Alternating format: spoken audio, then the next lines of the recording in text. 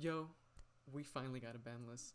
We're just gonna hop right into it. It's gonna start October 3rd, so about a week from now, so everyone can get adjusted to it. Um, it just dropped not too long ago. Let's just see what gets into it. So right away, snow back to being forbidden. Thank you so much. I fucking hate snow so with a burning passion in my heart. The amount of utility that it can use and the amount of disruption it causes is it's a little nutty, especially for the kind of format that we're in now, where everyone's just kind of bam, bam, wham, bamming right into your graveyard. So it's pretty good that that's back to being forbidden. If we move on, Rodent Totem. I was playing Sprite, so my man Rodent Totem being hit is a big loss right here personally. But you know, it's for the benefit of the game. I know Rodent Totem is kind of like snow if you really think about it, but you need frogs and you banish them to get them out, and it's a pretty effective rank 2 tool.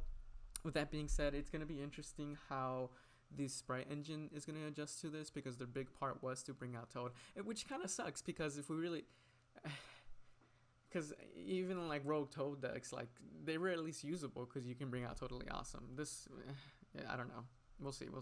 Moving on, Hulk. Finally, Hulk is well being banned. It ran its course. It was a great card for what it was. It was always broken. It kind of goes into the category of where Link Cross goes, where at the time it seemed like a great card and very utilized in every deck, and still to this very day, excuse me. But to this day, you know, we've just gotten more powerful cards, and things have become a lot more convenient to use, especially if Hulk is in the picture. With all that being said, I think it being forbidden is a great call. It's gonna stop a lot of those like crazy plays, and then we just saw it too in Master Duel, where I always say the Master Duel is like the wild west of dueling. Even there, it was recognized as a problem card for what it did and for what it can do in the future. Moving on, Chaos Ruler. So it's kind of like the same thing when it comes to my point of snow, where we're dumping constantly and we always need our graveyard. You can kind of rule it as being the modern day Dante, where you're just gonna dump three and hope that you're dumping what you need. But in these kind of scenarios, when you're using Chaos Ruler, the deck that you're running is pretty much primarily played from the graveyard. So you're every time you're dumping, you're probably plussing at least once to what you're gonna dump, and then getting it to add what you need to is kind of nutty as well. So I'm glad to see it go, and you know, the graveyard effect in itself of bringing it back is always a body to get over. But it's gone now, so nothing to worry about. Moving on, we don't see the Mystic Mine here, which is kind of painful, but we see it's limited. Red Reboot. Okay, Red Reboot. This was something I wasn't expecting, really. I've kind of got into the mindset where I think Konami really enjoys their back row deck, or at least wants to put combo decks in its place more often than not, because with this, you know, you're not gonna be able to run it in your combo deck to stop the trap heavy decks. So you're gonna rely on that you're gonna rely on that Harpies, Cosmic, Galaxy, Cyclone, MST, whatever you want to run, you know, your own personal thing. But with this too, it kind of sucks because it leaves the door open for, you know, we have skill drain at 3 right now, so that's kind of a problem. And then anti-spell fragrance too, so like getting rid of Red Reboot was kind of one of our last resort traps that we could utilize to the biggest benefit in a timely manner, where if we're playing meta, it's fast enough to deal with what we need. And then obviously we didn't see it a lot at limited, but at least having one of it benefited us more than not. Because what are we gonna use, like dust tornado? I don't know, because if our opponent has anti-spell fragrance, that's kind of it's in itself an inferior order almost too. uh, we'll move on from that one. I'm not too sure how I feel about that. New limited cards, Blackwing Steam the Cloak. I don't know too much about this one. I believe it is cards like that, where you can use it as material, and then it brings out its own material as a cost, or whatever you want to call it. Not a cost, but an effect in itself. Cyberjar destroying everything is pretty mundane. When if you're getting to the battle phase and you're hoping for that flip effect to pop off, by that time your opponent probably has in negate on board or something that already dealt with it. So I don't really see this making a huge splash in the meta right now, but you know, we never know. Maybe it'll come back to a higher number 2 in the future. All right, Mecha Phantom Beast O-Line. So O-Line, the same thing I was talking about with Steam the Cloak. I don't believe actually it is a tuner that you can use, and then when it is used, it brings back a token on the field that you can use for continuing extensions. With this being limited, it's because Hulk is banned, so we're not gonna see. I mean, Mega Phantom Beast online. Yeah, so that's not Phantom. Cause I want to. The Link 3 is also banned, so that's a thing on itself. So this coming back is not gonna make a huge splash, especially at 1. You know, it's just a tuner really. Substitute. Okay, Substitute coming back to 1 can make a huge impact. It's in the same vein and the same. Let me. It's been a while since I used this card myself, so I'm not too familiar about what it does. Okay, I contribute 1 monster to special summon 1 frog from my deck, so that's pretty awesome. The only problem is bringing this onto the field. I'm gonna have to start running cards like what for one. It's not very it doesn't match well with the Sprite Engine being a level 1. I can make it into my own kind of frog deck, but again, I have to bring things like 1 for 1 or I don't know, Jack in the Hand or Where Art Thou to really bring this out at 1. So I think, though I see that they want to test the waters on these kind of things, I think this card has run its course a very long time ago to be relevant in today's kind of metagame, or I don't know, just the kind of gameplay that we use in today. Move on from that. Spellbook Adjustment. So I believe we knew this was going to come back. It's at 1 on Master Duel as well.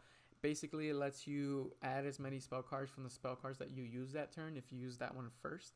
I don't think it's going to be anything crazy. Spellbooks seem pretty good with kind of Shaddoll plays and with bringing out Wenda and having Dogmanica, things like that. So it's kind of like an Alistair kind of thing. I don't really see this being crazy. Its quick play cards are really effective when getting in removal, but again, I don't think it's going to be anything meta impacting. Pretty good for Spellbook fans though. I'm glad they got that card back. Appointer of the Red Lord. So this was the card actually I was looking into recently too. You pay 2,000, you look at your opponent's hand, and you banish 1 card until the end of their turn, or next turn, I believe, something like that. With that being said, it's limited to 1 now. I was about to run this at 3 too because I just saw the potential that this card really had and what it wanted to do. I believe that this card was in its infancy stages of everyone recognizing it and then seeing its utilization and potential that it could bring to the game for yourself. I think limiting it to 1 is actually a really good thing because looking at your opponent's hand is so much knowledge when it comes to the game of Yu-Gi-Oh! And if you're playing around everything in their hand, you're just gonna win the game almost automatically just by seeing and then knowing how to play your plays after based on what they have in their hand. So I think this is a really good card to be limited. I'm glad it's not gone though because of that reason, but it's a great thing to limit for some people. Okay, so I think nothing was semi-limited in this ban list, so we're just going to move on to the unlimited. It looks like Dynamite Knight, the True Draco Fighter, is going to come back to us. Okay, so this one you just add a True Draco card. Nothing too crazy. Ben 10 coming back to 3, so what was it? Eevee is still banned.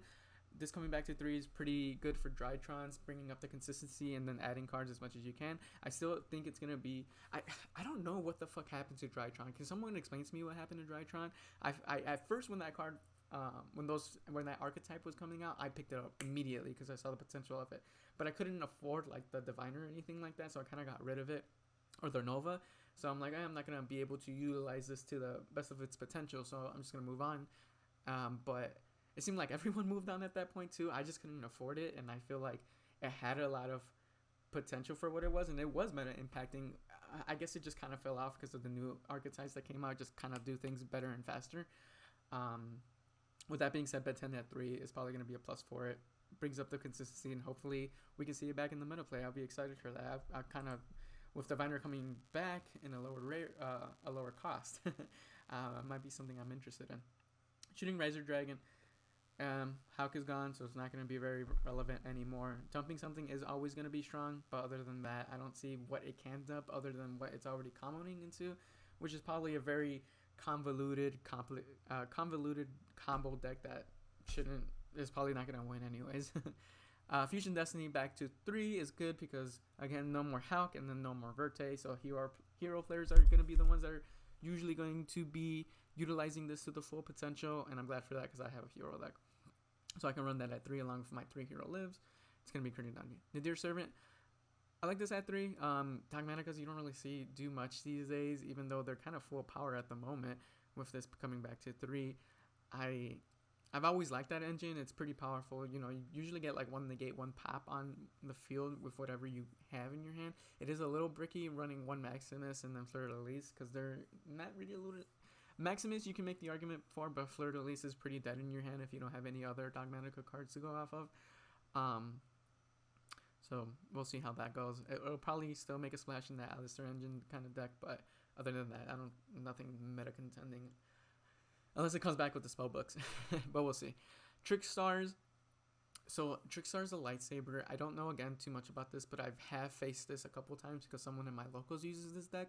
And it is pretty nutty for the burn and then the extra normal summon and add. I think it does like 3 things at once. Pretty good. Hopefully you see this might come back. I don't want to say like A tier, but maybe like B tier, C tier for people who really enjoy that deck. So I'm glad that they got this back. And then lastly, Waller Revealing Light. Not gonna make any kind of impact. That card is what it is. It's not even on my radar for cards that you should really look out for.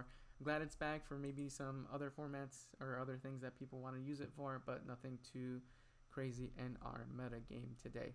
So looking at this, Mystic Mine isn't here, right? So we're just still gonna have to deal with that. It really brings me back to my topic of banning Red Reboot, where we're not really gonna have anything to deal with back row that much, especially if your opponent's playing like Mystic Mine. There's a 9 out of 10 chance they're probably playing Anti-Spell Fragrance too, or like Judgment as well, and it's gonna be super hard to get around things like that. And I think Konami has really been favoring back row decks as of late with unbanning Skill Drain and, you know, having things like Rivalry and what's the other one? It's Rivalry of Warlords and Gozen Match on the field as well. It's not gonna be a fun time. There can only be one as well as another floodgate that really just kind of fucks up players.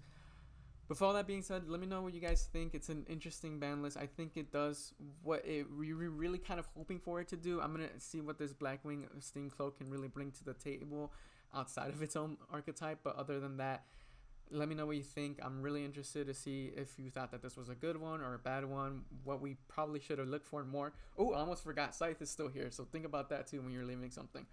But, you know, till next time, homies, take it easy. I hope to see you in the future duels, and GG's.